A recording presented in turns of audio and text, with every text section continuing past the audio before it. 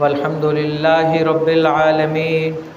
इन्नल्लाहा व मलाइकतहू युसल्लूना अलन नबी या अय्युहल्लज़ीना आमनू सल्लू अलैहि वसल्लिमू तस्लीमा।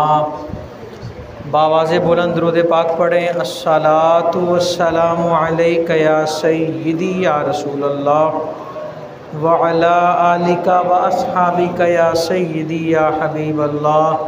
अस्सलातु वस्सलामु अलैका या सय्यिदी या खातमन नबिय्यीन व अला आलिका व अस्हाबिका या रहमतल लिल आलमीन।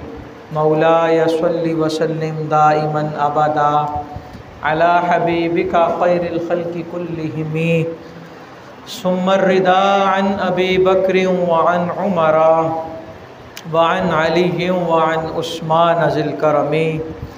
या रब्बि बिल मुस्तफ़ा बल्लिग़ मक़ासिदना वग़फ़िर लना मा मदा या वासिअल करमी। मोहतरम सामीन, अल्लाह रब्बुल इज़्ज़त कुरान मजीद में इरशाद फरमा रहा है कि याद करो उस वक़्त को कि जब तुम एक दूसरे के दुश्मन थे तो अल्लाह ने तुम्हारे दिलों में एक दूसरे की मोहब्बत पैदा की, तो अल्लाह की नेमत से तुम आपस में भाई भाई बन गए। एक और जगह फरमाया, उसका मफ़हूम कुछ इस तरह कि सिर्फ़ मोमिनीन जो हैं ये आपस में भाई हैं, तो अपने भाईचारे के रिश्ते को दुरुस्त रखो, अल्लाह से डरते रहो ताकि तुम पर रहम किया जाए। अल्लाह के रहम की या अल्लाह की रहमत की उम्मीद है तो उसके लिए शर्त ये लगाई गई कि आपस के अंदर जो उख़ुवत यानी भाईचारे का रिश्ता है उसे दुरुस्त रखना होगा, और उसे उसकी असली हू का मतलब आप समझ लें मेंटेनेंस है कि उसकी देखभाल करनी होगी। जिस तरह हम कोई भी चीज़ ख़रीदें तो ख़रीदने के बाद हम यूँ रिलैक्स होकर नहीं बैठते कि अब मुझे इसका कोई काम कराने की ज़रूरत नहीं, बल्कि मेंटली हम रेडी होते हैं कि इसको मेंटेन भी करना है, मेंटेन भी रखना है। ये चीज़ ख़राब हो जाएगी, नहीं लेनी है, जो चीज़ तब्दील करनी है उसको चेंज करेंगे, जो रिपेयर हो सकती है उसको रिपेयर कराएंगे, तो मेंटेनेंस रखेंगे तो चीज़ अच्छी रहेगी।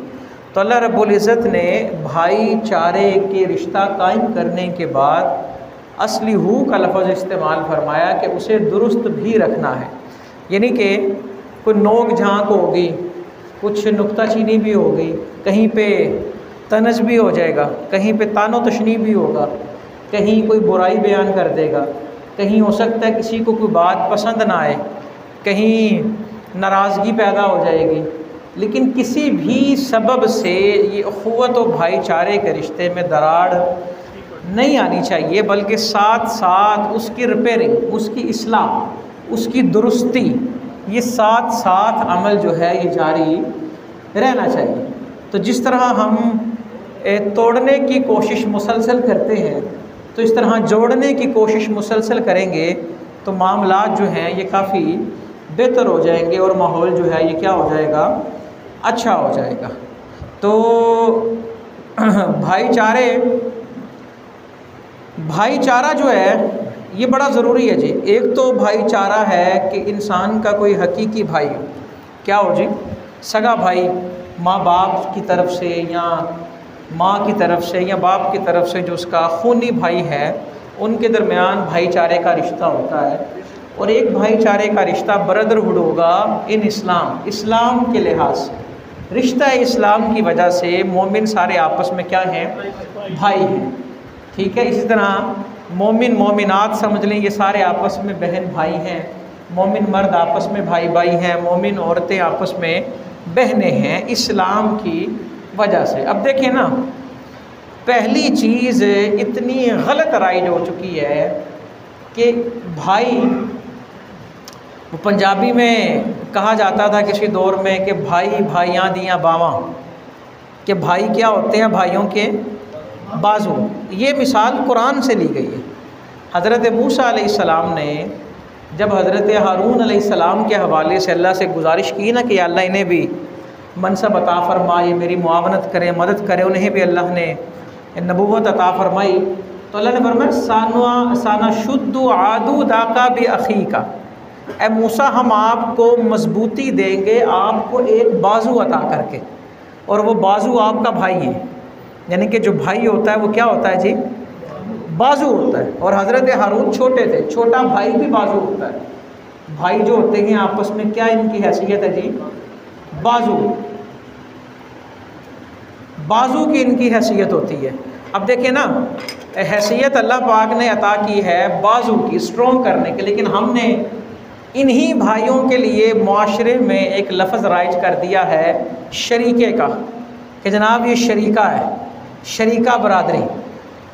अब शरीके के हो सकता है नौजवानों को इसका माना ना पता हो, लेकिन उन्हें समझ लग जाएगी। बड़े सब जानते हैं शरीका कहते हैं किसको हैं, को जो जनाब हमारा मद्दे मुकाबिल आ गया है, ये हमारा मद्दे मुकाबिल आ गए, इससे हमारा एक मुकाबला शुरू हो गया। फिर मुकाबला किस बात का? मुकाबला तो नहीं होना चाहिए ना। ये चीज़ें जो हमें अल्लाह रब्बुल इज़्ज़त ने हमारा वो किरदार, हमारी ज़िंदगी के वो मामला जो काफिरों के साथ होने चाहिए, वो रवैया जो हमारा काफिरों के साथ होना चाहिए मैदान जंग में, वो हमने अपने घरों में अपने भाइयों के साथ अपना लिया।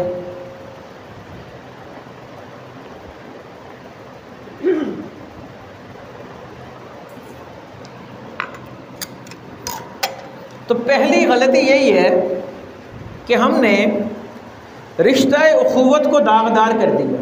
या हम आए रोज़ जो मामलात सुनते आए हैं, देखते आए हैं। अभी 7 अक्टूबर से जो तारीख़ में एक तारीख़ रकम हो रही है, एक मार्का शुरू हुआ फ़लस्तीनी और इसराइल के दरमियान।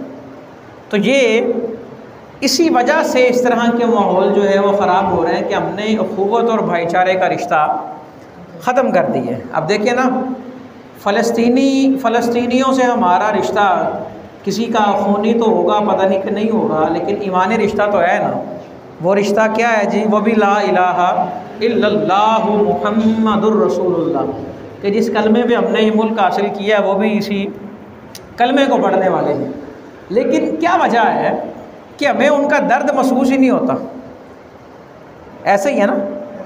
कुछ अर्सा कबल एक इलाके में कुछ अक़लियतों की इबादत गाहें मुतासिर हुई, सबको दुख हुआ। होना चाहिए, किसी को भी इस तरह की हरकत करने की इजाज़त है, लेकिन हम अपने आप से पूछे, मुझे बहैसियत मुसलमान अक़लियतों के साथ जुल्म पर तो दुख महसूस होता है, लेकिन मुसलमानों पर जुल्म हो तो दुख क्यों नहीं महसूस हो रहा? तो ये सवाल सोचने वाला है। और मैं अपने आप से सवाल करूँ, हर बंदा पूछे, अगर नहीं महसूस हो रहा दुख तो क्यों नहीं महसूस हो रहा? इसका माना यकीनन यही होगा कि दूरी इतनी ज़्यादा हो चुकी है कि हम इतने दूर हो चुके हैं कि हमें उनका दुख महसूस नहीं हो रहा। एक लम्हे के लिए देखिए ना, छोटे छोटे बच्चे वो मनोमन मलबे के नीचे बैठे हुए रो रहे हैं, उनके टांगे उतर गई हैं, उनके हाथ कट गए हैं, चेहरे उनके मस्क हो चुके हैं, लेकिन हमारे सर पे जूं नहीं रींग रहे। कोई बात नहीं, हम कहते चलो कोई नहीं, अल्लाह खैर करे। ऐसा नहीं होता। वो वक्त खुदा न खास्ता किसी पर भी आ सकता है, और लिहाजा हमें उसका दुख महसूस होना चाहिए। रही बात ये कि हम क्या कर सकते हैं क्या नहीं कर सकते, वो बात अलग है, वो बात की बात है। हर आदमी का अपना दायरा इख्तियार है, हर आदमी का अपना एक इहाता है कि वो असर रसूख है। हर बंदा कुछ ना कुछ तो कर सकता है। क्या कर सकता है? अगर ये सोचे ना मेरे करने से क्या होगा, तो वो 2 मिसालें ज़हन में रखें। नारे नमरूद को बुझाने के लिए एक चिड़िया चोंच में पानी लाती है, तो किसी ने उस चिड़िया से पूछा, वो तेरे बुझाने से ये आग बुझ जाएगी? उसने कहा ना बुझे, बुझाने वालों में नाम तो आएगा ना मेरा, बुझाने वालों में नाम तो आएगा। ना बुझे, मैं अब तो कोशिश कर रही हूँ, तो हमारे अगर रोकने से नहीं रुकता, ना रुके, कोशिश तो करनी चाहिए ना। अब कोशिश किस तरह हो सकती है कि सबसे पहले अवेयरनेस, आगाही दी जाए, बताया जाए। अभी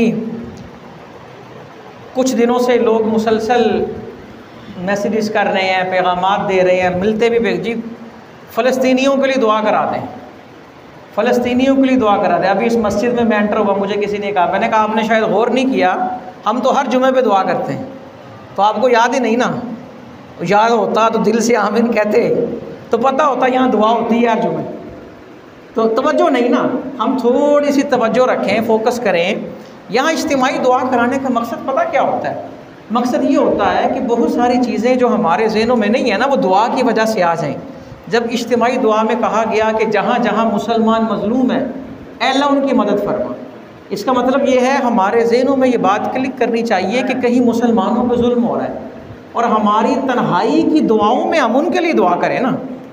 हम ये तो कर सकते हैं, रात को बैठें घर में, तहज्जुद के वक़्त उठें, अलार्म लगा के उठें कसदन इस नीयत से कि तहज्जुद पढ़ेंगे अल्लाह की रज़ा के लिए, और अल्लाह के हुज़ूर अपने मज़लूम मुसलमान बहन भाइयों के लिए दुआ करेंगे, अल्लाह उन्हें जुल्म से क्या अता फरमा, रिहाई अता फरमा। हम खुद क्या करें जी, कोशिश करें।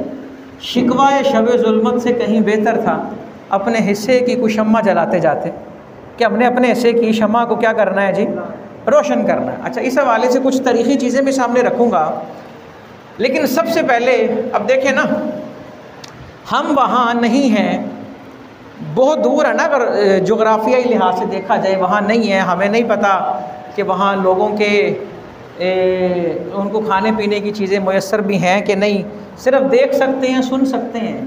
अब एक लम्हे के लिए अंदाज़ा लगाएं, हमारे यहाँ सब कुछ होने के बावजूद सर्दियों में अगर लोड शेडिंग हो जाए तो वो बाले जान बन जाता है सर्दियों में। हालांकि सर्दियों में ना पंखे की ज़रूरत है, न एसी की, लेकिन बहुत सारे काम है, फ्रिज नहीं चलेगी, कपड़े इस्त्री नहीं होंगे, बिजली के और बहुत सारे काम हैं जो हमारे ख़राब हो जाएंगे, मोबाइल बंद हो जाएगा। तो इंसान का अगर मोबाइल बंद हो जाए तो उसको पता लग जाता है ये क्या हुआ है, क्योंकि हम इतने एडिक्ट हो चुके हैं हर चीज़ के। तो एक लम्हे के लिए सोचें, हमारी आर्जी तौर पर एक चीज़ हमसे दूर हो जाए तो हमें इतनी तकलीफ़ हो रही है। जिनके बड़े प्यारे, जान से प्यारे हमेशा के लिए बिछड़ गए हैं, वो किस दर्द में हैं, किस कर्ब में हैं और किस हालत में हैं। कहने का मकसद ये है कि हम असल में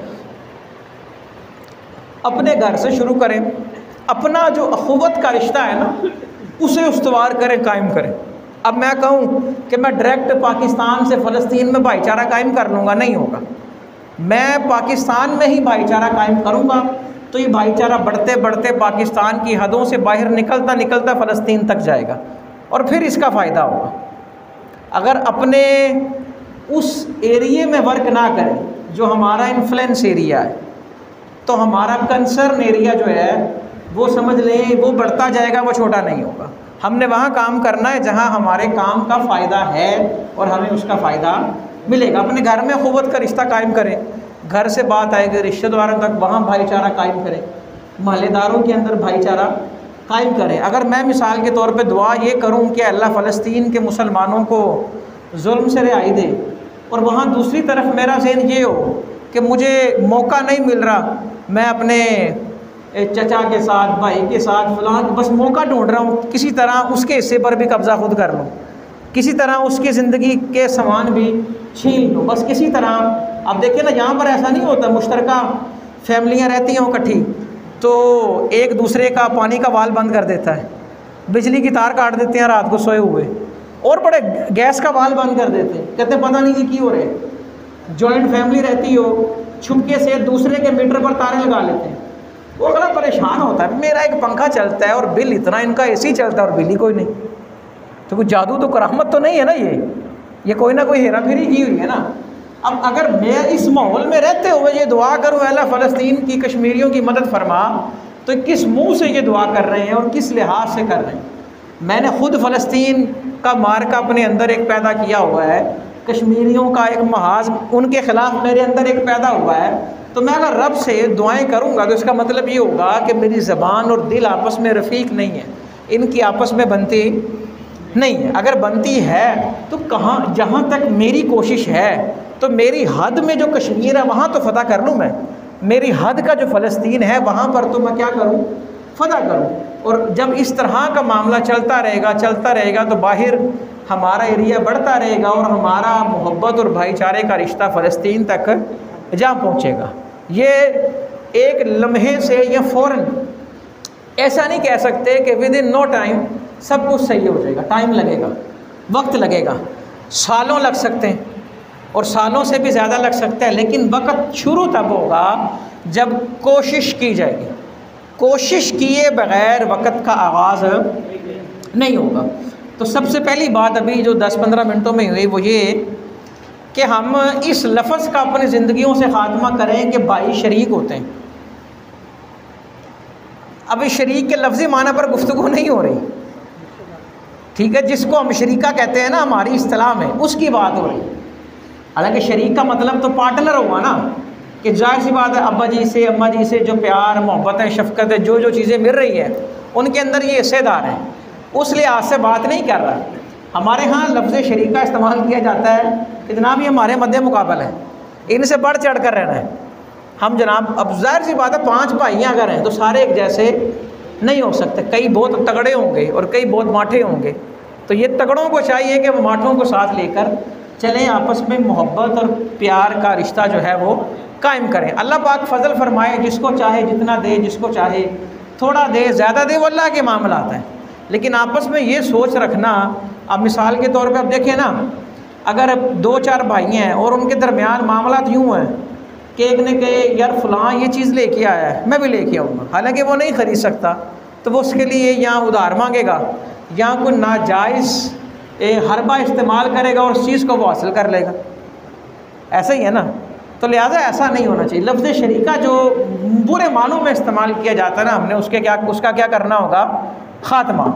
इसी तरह मुसलमान का क्या है जी, भाई है, सब आपस में क्या है जी, भाई। इसी तरह जो ख़वातीन हैं वो हमारी क्या है जी, बहनें हैं। वो क्या है जी, हमारी बहनें। फ़लस्तीन की ख़वातीन का दर्द रखने वाले अपनी सगी बहनों का हिस्सा क्यों खा गए हैं, वो क्यों नहीं वापस करते।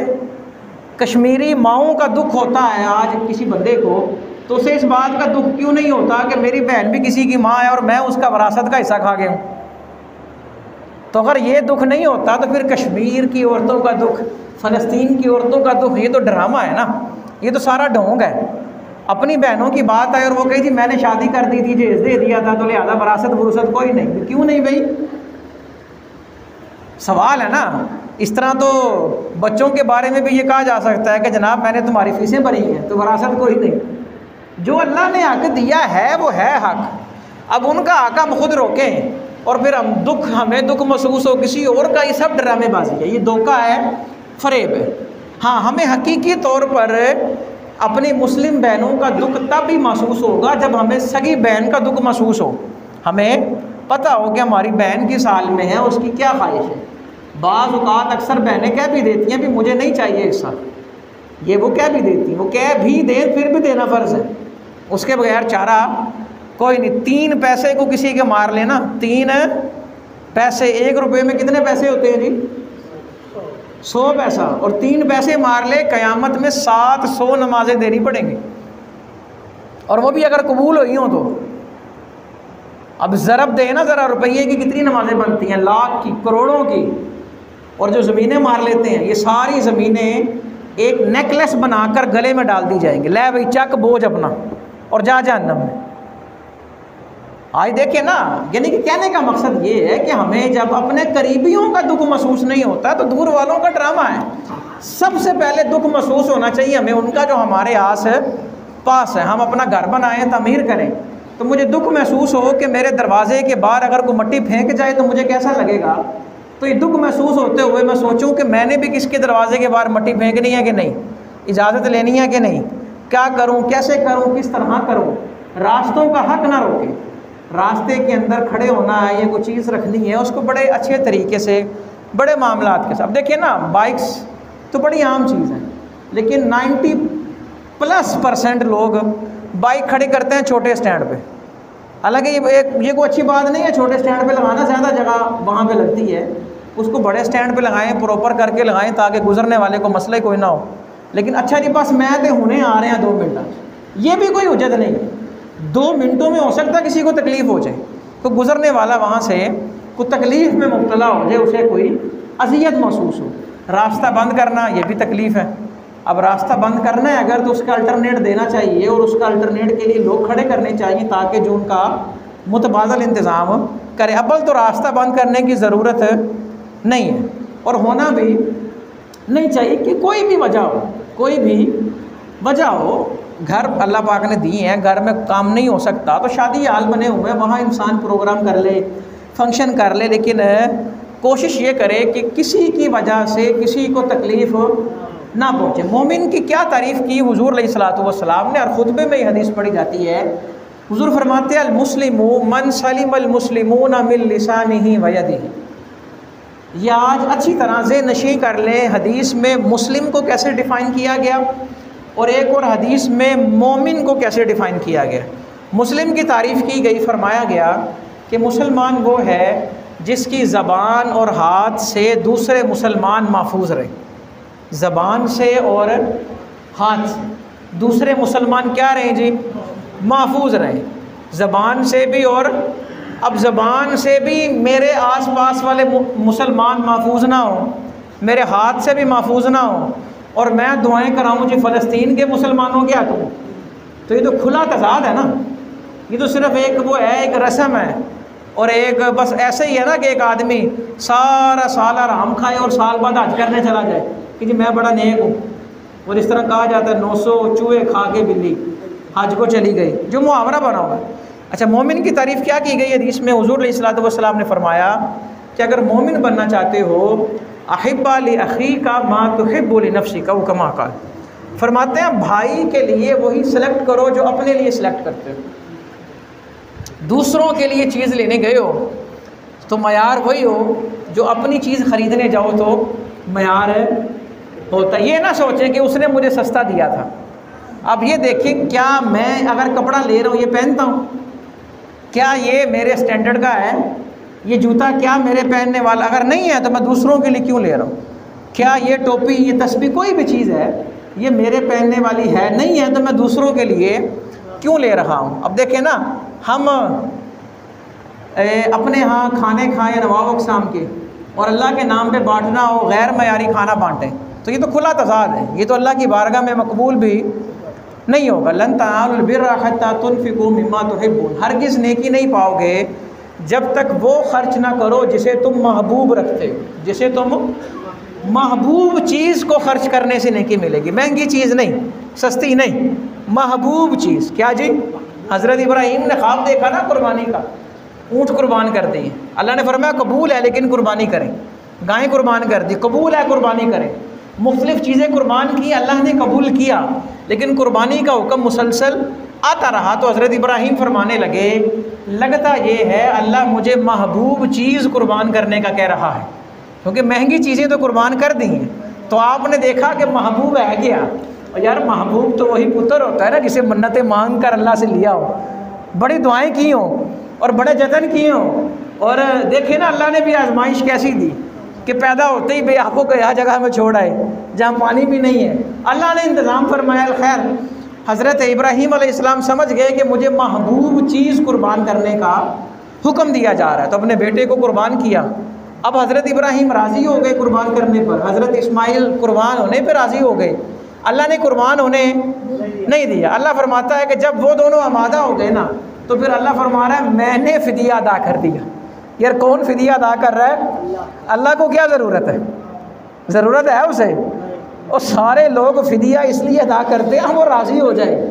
वो अल्लाह फ़िदिया अदा कर रहा है उस बंदे का जो अल्लाह से राज़ी हो चुका है, लेकिन शर्त क्या है कि बंदा महबूब चीज़ लेकर जाए। तो मोमिन होने के लिए शर्त ये है कि बंदा वो चीज़ पसंद करे जो किसके लिए पसंद करता है जी? अपने लिए। किसके लिए जी? अपने लिए। लिहाजा अब देखिए ना, उम्रा की सआदत, हज की सआदत अल्लाह पाक सबको नसीब कराए, लेकिन बाअदब हाज़री। कौन सी जी? बाअदब हाज़री। ये बाअदब हाज़री बड़ा मुश्किल काम है, बड़ा ही मुश्किल काम है। अगर तो उम्रा हज किया और फिक्र यही है कि जाके की दसांगा किन्ने तवाफ़ कीते ने, मैं कहांगा 3 कीते ने, कहेगा जा यार 3 ही कीते ही, तो झूठ बोल देगा 6 किए हैं। अगर तो ज़हन ही इस तरह की बातों में चल रहा है तो उसका मकसद ये है वो रब की रज़ा के लिए नहीं निकला। अब वहाँ पे भी देखा है बहुत से लोगों को, सारे खुद जानते अपना अपना, खजूरों लेते वक्त ना लें, को लाना ज़रूरी है। अगर लाना है तो ये नीयत क्या है कि यार आप खावांगे है अपनी रख लो, वडनिया ने सस्ती ले लो, ऐसा तो नहीं होना चाहिए ना। अपने लिए सस्ती चीज़ का इंतखाब करें लेकिन दूसरों के लिए अच्छी। हज़रत सैयदना उस्मान इब्न अफ़्फ़ान रज़ी अल्लाह ताला अन्हु के पास ना किसी बंदे को भेजा, गालिबन हज़रत अबू बकर रज़ी अल्लाह अन्हु ने। वो बंदा आया था, मकरूज़ हो गया, कर्ज़ा बड़ा था।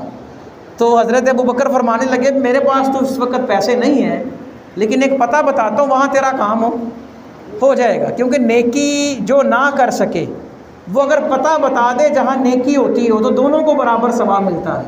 अद्दालु अलल खैरी कफ़ाइलिही, नेकी पर रहनुमाई करने वाला ऐसा ही है जैसे नेकी करने वाला।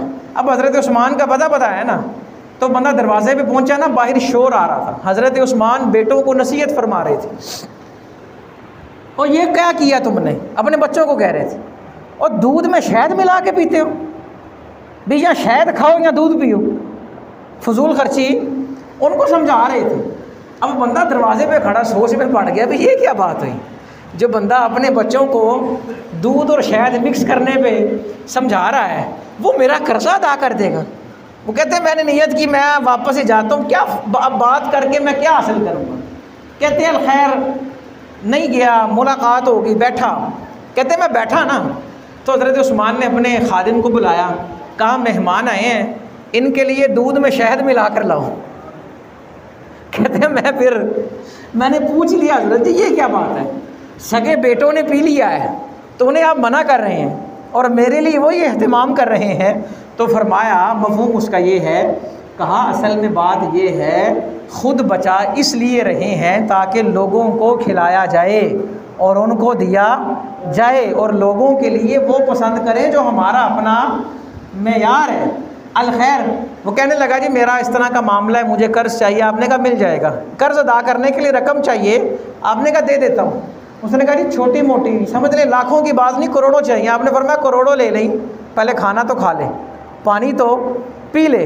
जब रकम लाई ना, वर्ष करता हुजूर उठाकर कैसे लेके जाऊँगा। फरमाया ऊँट ले जा, इसके ऊपर रकम पड़ी है, ये सारी तेरी, ऊँट भी तेरा। अर्ज़ किया हुजूर ऊँट कौन चलाएगा। फरमाया खादिम भी ले जा। अब देखे ना, उन्होंने उनके लिए वो पसंद किया जो उनका अपना क्या है मैं यार, जो मैं चाहता हूँ ना कि मेरे साथ ये हो, उसका एक ही तरीका है कि मैं लोगों के साथ वैसा सलूक करना शुरू कर दूँ। तो बात अब इस नतीजे पे आ गई कि मुसलमान वो है जिसकी ज़बान और हाथ से दूसरे महफूज रहें, और मोमिन वो है जो दूसरों के लिए वही पसंद करे जो अपने लिए पसंद करता है। कुछ देना हो तो मयार वही हो जो लेते वक्त हमारा क्या होता है, मयार होता है। अच्छा, और मज़ीद ये बात आ गई कि अल्लाह ने जो चीज़ें हमें बतौर नेमत इरशाद फरमाई, तो नेमत का क्या अदा किया जाता है, शुक्र अदा किया जाता है। और हज़रत जुनैद बगदादी रहमतुल्लाहि ताला अलैह फरमाते हैं अल्लाह की नेमत का शुक्र ये है कि बंदा अपने आप को उस नेमत के काबिल ना समझे। बंदा ये ना सोचे कि मुझे मेरे किसी अमल के बदले में ही करम मिला है। अगर तो अमलों के बदले मिले तो कुछ भी ना मिले किसी को। ये तो महज अल्लाह का क्या है जी, फजल। बंदा बच्चा पैदा होता है, आंखें भी हैं, हाथ भी हैं, पाँव भी हैं, उसने क्या काम किया, अल्लाह ने सब कुछ दे दिया है। ये महज अल्लाह का क्या है जी, फजल। अल्लाह ने फजल फरमाया है और उसे क्या किया है, अता किया है। तो अल्लाह फरमा रहा है कि तुम अल्लाह की नेमत के सदके आपस में भाई भाई बन गए, वरना तुम तो एक दूसरे के दुश्मन थे। और अल्लाह फरमा रहा है कि सिर्फ मोमिनीन आपस में क्या हैं, भाई हैं। इनके दरमियान रिश्ता किस चीज़ का कायम है, अखुवत का रिश्ता कायम है, भाईचारे का रिश्ता कायम है। अब लिहाजा हमने उस भाईचारे के रिश्ते को दागदार नहीं होने देना। कुरान की इस आयत पर अमल करना। अल्लाह फरमाता भाई तो हैं ये, लेकिन उन्होंने भाईचारे को दुरुस्त भी रखना है। दुरुस्त रखना लफ्ज़ बता रहा है कि भाईचारे का रिश्ता मुतासिर होता रहेगा। कभी कोई फितना डाल देगा, कोई फसाद डाल देगा, कोई लड़ाई झगड़ा करेगा, कोई दरमियान में आएगा। तो आसान इसकाल ये है, आसान इसकाल भाइयों के मामले में कोई भी आए तो उसकी बात पे कान धरने की बजाय ये कह दें कि हम भाइयों का मामला है, हम खुद ही हल कर लें। अगर कान धरेंगे ना तो मामला ख़राब होते जाएंगे, ख़राब से ख़राब। कोई भी मुदाखलत करने की कोशिश करे, उन्हें कहे जी हम भाइयों की बात है, आपस में हम खुद ही इसको हल कर लेंगे। किसी से सुने वो आगे करे तो इस तरह रिश्ता इतना ख़राब होगा कि बंदा सलाम दुआ से भी चला जाता। देखिए 25-25 साल नहीं बुलाते एक दूसरे को, सिर्फ इसलिए कि जनाब उन्हें बच्चे का ब्याह किया सी, मेरा नाम कार्ड के उत्ते नहीं लिखिया, मोटा नहीं लिखिया, छोटा लिखिया। हालांकि उन्हें भी इतना इशू नहीं होता इशू तब होता है जब कोई आकर के वो तेरा नाम नहीं है, तेन पूछे ही नहीं, तेन समझे ही कुछ नहीं, तो यहाँ से वो लड़ाइयाँ पैदा होती हैं। और वो चलते चलते चलाप चलते, अगर बंदा कहते यार अच्छा नहीं पूछा कोई बात नहीं मैं खुद पूछ लेता हूँ, उसने नहीं लिखा कोई बात नहीं मैं खुद लिख देता हूँ, तो मामला क्या हो जाएगा, हल हो जाएगा। लिहाजा जब एक ने दाईं तरफ मुंह मोड़ा है और दूसरा बाईं तरफ मुंह मोड़ ले, तो ये जितना दूर जाएंगे ये एक दूसरे से दूर होते जाएंगे, करीब नहीं होंगे। और याद रखें, इंसान जितना लंबा रास्ता तय कर लेगा वापसी उतनी मुश्किल हो जाएगी। तो हमने आपस में ये जो भाईचारे का रिश्ता है इसे क्या करना है, दुरुस्त रखना है। देखें, जहाँ बंदा रहता हो वहाँ लड़ाई भी होती है, वहाँ इख्तिलाफात भी होते हैं, वहाँ हो सकता है एक दूसरे की बातें नागवार भी गुजरें, लेकिन ऐसा भी क्या कि इंसान पहली बात ये करे कि साडा ते उन्हां दा मरना जीना ही ख़त्म हो गया।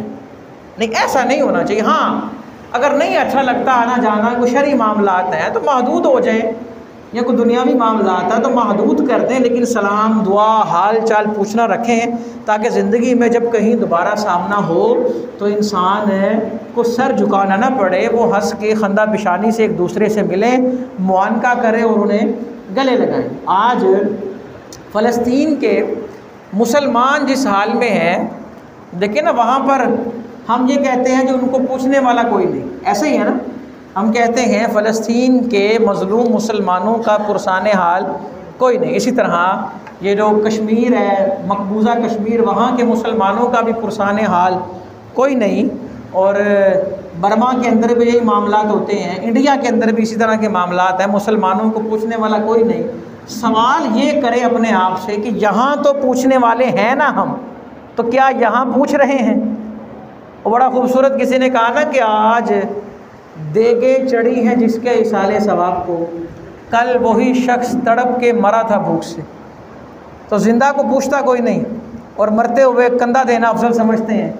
फिर कहेंगे जी सारे चारों पासे वो कंधा देना है, वो तो पढ़ना पावा, फिर इधर आना है, फिर पीछे आना है, फिर इधर आना है। यार ज़िंदा को एक तरफ से सहारा दे के तो देखिए।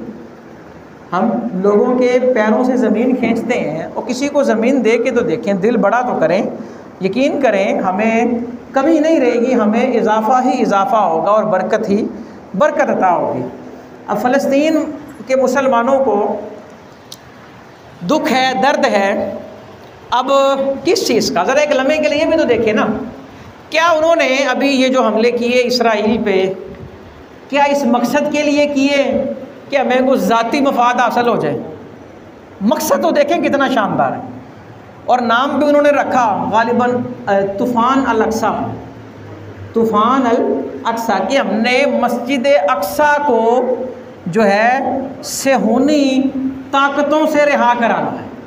कि हमने जो किबला अव्वल है, जो ऐसी जगह जहाँ बहुत से अंबिया कराम, बल्कि आप यूँ कहें कमोबेश तमाम नबियों ने के कदमों को मस्जिद अक्सा ने चूमा है। अब देखें ना, जो नहीं भी जा सके तो शब मेराज वहाँ सारे अंबिया मौजूद थे ना, और हुज़ूर अलैहिस्सलाम भी वहाँ मौजूद थे। हुज़ूर अलैहिस्सलाम के मेराज का सफ़र मस्जिद हराम से मस्जिद अक्सा तक जो ज़मीनी सफ़र है वो बड़ा ख़ास है। और वहाँ वो निकले हैं किस लिए? ग़लबा इस्लाम के लिए, इस्लाम की हक़ानियत के लिए, इस्लाम की हिफाजत के लिए। सवाल ये है, अगर हमें उनका दर्द महसूस हो तो हम भी यहाँ जहाँ इस्लाम पर अमल करना बड़ा आसान है, तो हम अपनी ज़िंदगियों में तहैया करें ना कि हम इस्लाम की हिफाजत करेंगे।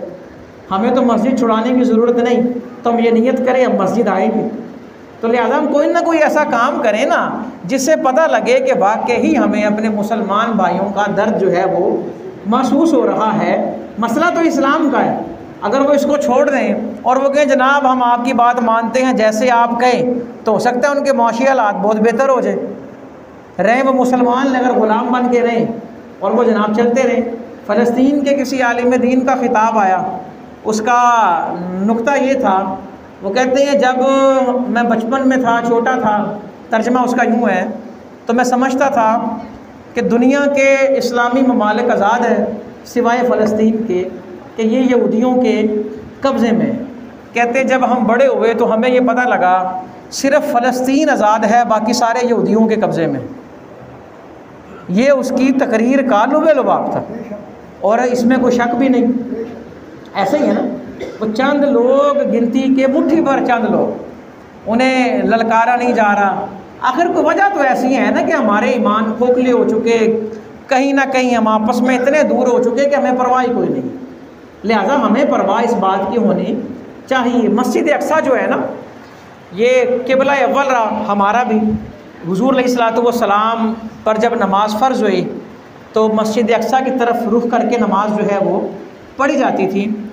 अच्छा, मस्जिद अक्सा उस वक़्त भी गैरों के कब्ज़े में था, गालिबन रूम के अंडर ही आता था। तो 17 हिजरी में बैतुल मुक़द्दस फ़तह हुआ। कब फ़तह हुआ जी? कब हुआ जी? 17 हिजरी। ये दौरे हुकूमत है हज़रत सैयदना उमर इब्ने ख़त्ताब रज़ी अल्लाह तआला अन्हु का, ये दौरे हुकूमत है। तो मस्जिद अक्सा के मोहसिन हज़रत उमर इब्ने ख़त्ताब भी हैं, जिन्होंने इन्हें इसे आज़ाद कराया। हज़रत अमर बिन आस रज़ी अल्लाह तआला अन्हु जब वहाँ मौजूद थे ना फ़तह के सिलसिले में, तो वहाँ के कुछ लोगों ने कहा कि अमर बिन आस चाह कर भी मस्जिद अक्सा को फ़तह नहीं कर सकते। कहा जी क्यों? कहा जी हमारी किताबों में मस्जिद अक्सा के फ़ातिह की जो निशानियाँ लिखी हैं ना, उन निशानियों में ये है कि वो हुजूर के हैं तो सहाबी, लेकिन नाम उनका उमर होगा। जब हज़रत अमर बिन आस तक ये बात पहुँची ना, उन्होंने हज़रत उमर को ख़त लिख दिया कि आपकी मौजूदगी यहाँ फ़तह के लिए बहुत ज़रूरी है। आपकी मौजूदगी यहाँ फ़तह के लिए क्या मसला साबित हुआ कि बसा औकात किसी का वजूद कामयाबी की ज़मानत होता है। हालांकि सामान तो वही है, असला भी वही है, फ़ौजी भी वही है। बात यहाँ आके रुक गई कि हज़रत उमर को कहा कि आपका वजूद यहाँ होगा तो आपकी बरकत से अल्लाह फ़तह अता करेगा। माना ये है कि बाज़ लोगों के वजूद में अल्लाह ने ये बरकत रखी होती है। और मस्जिद अक्सा के बारे अल्लाह कुरान में कहता है ना, अल्लाज़ी बारकना हौलहू, मस्जिद अक्सा के इर्द गिर्द हमने क्या रखी हैं? बरकतें। तफसीर पढ़ के देखें, अरबी तफसीर, तो वहाँ यही लिखा है, ये बरकतों का मतलब ये है कि नबियों की कब्रें हैं वहाँ पर, अम्बिया के मज़ारात हैं, तो ये बाइसे बरकत हैं। अल्लाह हज़रत उमर आए तो वहाँ अल्लाह ने फ़तह अता की। तो फिर कमो बेश कुछ 700 साल से ज़्यादा वहाँ पर मुसलमानों ने क्या की? हुकूमत की। 1088 ईस्वी तक ये सिलसिला चलता रहा। फिर दोबारा सलीबी जंगों का जब आगाज़ हुआ तो वहाँ पर ईसाई काबिज़ हो गए मस्जिद अक्सा में। तो तकरीबन कमो बेश 88 साल ईसाइयों ने दोबारा हुकूमत की। और फिर सुल्तान सलाहुद्दीन अयूबी ने मस्जिद अक्सा को फ़तह कराया। और फिर ये सिलसिला चलता रहा। ये उस्मानिया सल्तनत के ज़ेरे असर रहा, मस्जिद अक्सा, सारे मामला चलते रहे। अल-मुख्तसर ये कि यहूदी यहाँ आए पनाह लेने के लिए, कि जिन्हें पनाह कोई नहीं दे रहा था, वो चंद यहूदी चंद बेड़ों में आए पनाह लेने के लिए।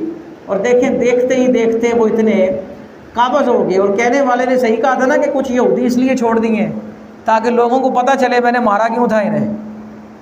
और वो देखें चलते चलते कहाँ से कहाँ तक चले गए। और हम जनाब वो फैलते गए और मुत्तहिद होते गए। मसला अब देखें, हैं वो थोड़े लेकिन हैं वो मुत्तहिद, जिसकी वजह से वो बाजी ले जाते हैं।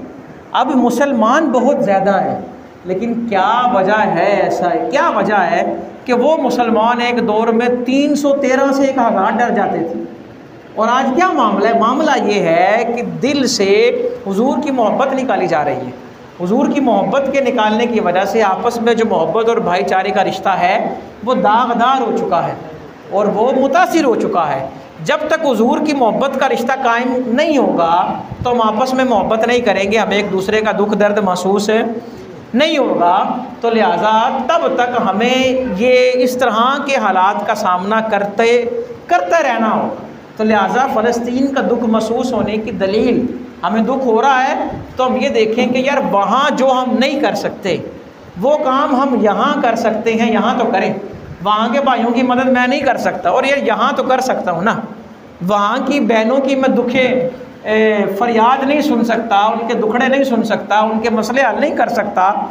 और यार यहाँ जो मौजूद हमारी बहनें हैं उनके मसले तो हल कर सकते हैं ना, तो उनके मसले हल करें। फ़लस्तीन का मसला वो क्या हल करेगा जिसने कभी दिन में, ज़िंदगी में, महीने में, साल में एक दिन भी बैठकर अपने माँ बाप के दुखड़े नहीं सुने? अब्बा जी दसों की दिल दी गल तो लिहाजा हमें अपने आप को सुधारना होगा, तो मामला जो है वो बेहतर होंगे। अब यहाँ बैठ के किसी मुल्क का नाम लेके आगे मुर्दाबाद कहना बड़ा आसान है, और उसी सोच को दिल में रख के उसे मुर्दाबाद कहना बड़ा आसान है, लेकिन दिल में अगर वही सोच है, वही जज्बात हैं, तो दिल को मुर्दाबाद कहना बड़ा मुश्किल है। आज किसी प्रोडक्ट के बाइकाट करने से मसला हल नहीं होगा। बंदा है कि जनाब उन्होंने ये किया लिहाजा पेप्सी छोड़ दो, स्प्राइट छोड़ दो, ये छोड़ दो, वो छोड़ दो। इस पर भी बड़ा दिलचस्प तबसरा किया किसी ने। उसने कहा आप कहते हैं स्प्राइट यहूदियों ने बनाई है, आप गलत कहते हैं, ये तो शदर्रे में बनती है। तो तबसरा तो ठीक है, ये यहूदी प्रोडक्ट नहीं है, ये तो फैक्ट्री फलां जगह लगी हुई है, वो 2 नंबर बनते हैं। तो मसला ये तो खैर बात और तरफ निकल गई। प्रोडक्ट छोड़ने से बात नहीं बनेगी, नज़रिया छोड़ने से बात बनेगी। जब तक हम नज़रिया तब्दील नहीं करेंगे ना, तो प्रोडक्ट छोड़ने से मसला हल नहीं होगा। अब यहाँ पे हमारे यहाँ बहस छिड़ जाती है, कहते जनाब यहूदी ये कर रहे हैं लिहाजा आप फ़लाँ ब्रांड छोड़ दें, फ़लाँ ब्रांड छोड़ दें, ये उनका है। दूसरा कहता है अच्छा है गल ले, चलो फिर मसीत दे स्पीकर भी ला दो, फलानी शाय भी ला दो, मोबाइल भी छड़ दो, तो सारियाँ उन्होंने दियाँ चीज़ें। इस तरह की ना बातें करना शुरू कर। हालांकि बात ये नहीं है, प्रोडक्ट का मसला नहीं है, मसला है नज़रियात का। मसला किसका है जी? सोच का। उस यहूदी लाबी का मसला है कि हम कहने को तो उनके मुखालिफ हैं या उनकी मुखालफत करते हैं, लेकिन हकीकत में ख़ुद भी वही काम कर रहे हैं जो वो करते हैं। वो मुसलमानों को क्या देते हैं जी? तकलीफ़, अजियत दे रहे हैं, उनकी ज़िंदगी जीरन कर रहे हैं। तो हम देखें जी हमारी वजह से कौन कौन तकलीफ़ में, एक लंबी लिस्ट तैयार हो जाएगी। हमारी वजह से कौन कौन अजियत में, एक लंबी लिस्ट तैयार हो जाएगी। यार बहन भाई नहीं मिलते, बुलाते ही नहीं है, सगे माँ बाप नहीं बुलाते, या बंदा नहीं बुलाता, आखिर कोई वजह है तो नहीं बुला रहे ना। तो लिहाजा इस मसले को हल किया जाए।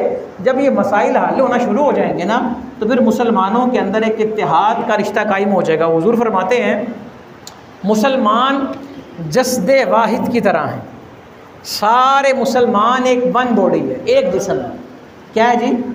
आप मुझे ये बताएं, हदीस में जो समझाया गया वो ये है, अगर जिस्म के किसी हिस्से को चोट लग जाए, या समझे पाँव पे चोट लग जाए, तो क्या आंखें सो जाती हैं?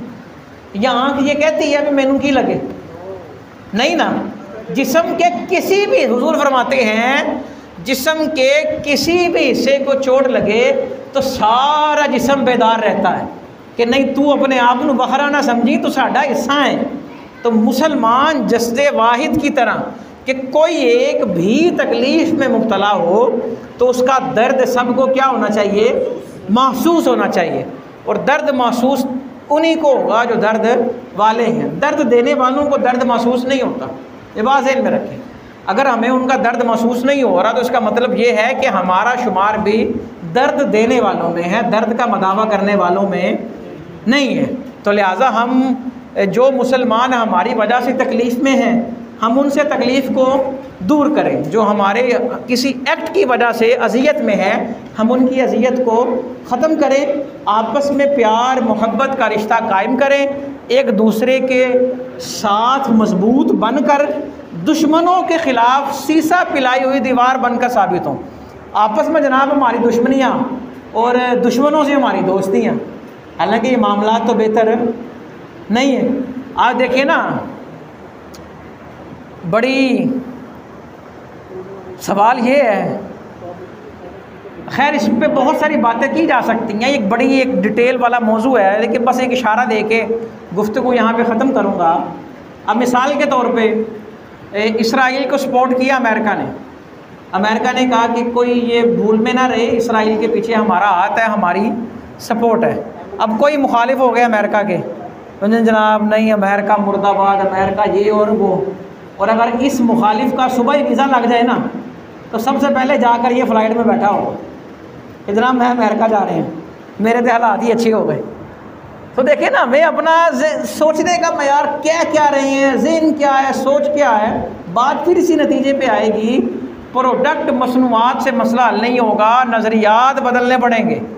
नज़रिया क्या हो? नज़रिया इस्लाम। अल्लामा मोहम्मद इकबाल रहमतुल्लाहि ताला अलैह बड़े बड़े सफ़र किए और VIP प्रोटोकॉल के साथ, तगड़ी फैमिली थी ना, मालदार असामी थी, और जगह जगह पता नहीं कहाँ कहाँ विज़िट किया, बड़ी बड़ी रंगीनियाँ और बड़े बड़े मुराद, बड़े बड़े रौनक मेले और क्या क्या जनाब वो जगहें, वो मुल्क जहाँ जाना लोग अपनी ज़िंदगी का आखिरी फ़र्ज़ समझते हैं। सब कुछ देखने के बाद अल्लामा मोहम्मद इकबाल रहमतुल्लाह ताला अलैह पता क्या फरमाते हैं, खीरा न कर सका मुझे जलवाए दानिश फ़रंग, सुरमा है मेरी आँख का खाके तैबा व नजब, कि जब मैंने अपनी आँखों में हुजूर के रोज़े की और हज़रत अली के रोज़े की मट्टी का सुरमा लगाया हुआ है तो मुझे गैर का हुस्न अपनी तरफ माइल नहीं कर सकता। हालांकि गए वो भी वहाँ हैं, पढ़े वो भी वहाँ हैं, तालीम आला वही हासिल की, लेकिन क्या बात है, आला तालीम वहाँ हासिल करके पाकिस्तान का तसव्वुर दे के गए हैं।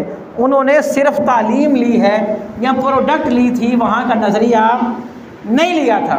तो नज़रिया हमने कबूल किसी का नहीं करना, नज़रिया सिर्फ नज़रिया इस्लाम है, इस पर कंप्रोमाइज़ नहीं। जब हम नज़रिया इस्लाम को फॉलो करेंगे तब हमारे सारे मामला जो है वो हल हो जाएंगे। वाखिर दावा या अल्हम्दुलिल्लाहि रब्बिल आलमीन।